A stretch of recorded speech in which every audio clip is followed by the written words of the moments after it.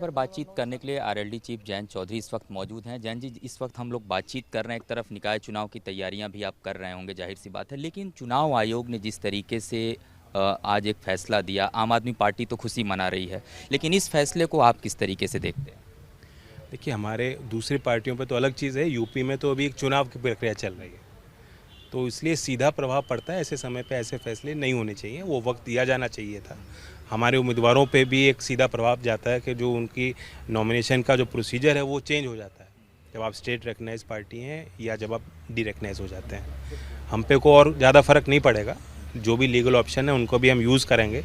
ना ही हमारे किसी वर्कर पे फ़र्क पड़ रहा, ना चुनाव पे फ़र्क पड़ेगा, क्योंकि लोगों ने वो भी दिन देखे हैं जब हमारे विधायक जो है नहीं जीत पा रहे थे।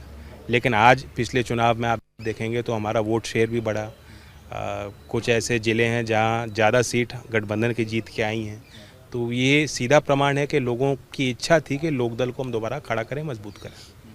एक चीज़ और देखा जाता है अक्सर, संयोग और प्रयोग दोनों अलग अलग शब्द हैं। ये तो मैं कहूँगा एक सहयोग है जो आप कह रहे हैं, लेकिन एक प्रयोग जो ईडी और सीबीआई के रूप में हो रहा है, सभी दल सुप्रीम कोर्ट भी पहुंच गए थे। क्या लगता है चुनाव से ठीक पहले या जिन राज्यों में चुनाव हैं, चाहे हम तमिलनाडु की बात करें, अन्य राज्यों की बात करें, वहाँ ईडी सीबीआई ज़्यादा दिखाई दे रही है एक्टिवेट, बिहार में भी?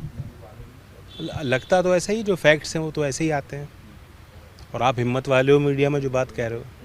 एक सवाल ये भी है जयंत जी, जिस तरीके से निकाय चुनाव की तैयारियां चल रही हैं, समाजवादी पार्टी की अगर बात करें, आपकी पार्टी किस तरीके से आप लोग प्लान कर रहे हैं इस पूरे चुनाव को, और क्या जो उम्मीदवार हैं उन्हें किस तरीके से वरीयता दे रहे हैं, कैसे उनको चिन्हित कर रहे हैं? देखिए, सबसे पहला फैक्ट तो ये ज़्यादातर उस उम्मीदवार के चेहरे पे लड़ा जाता चुनाव है।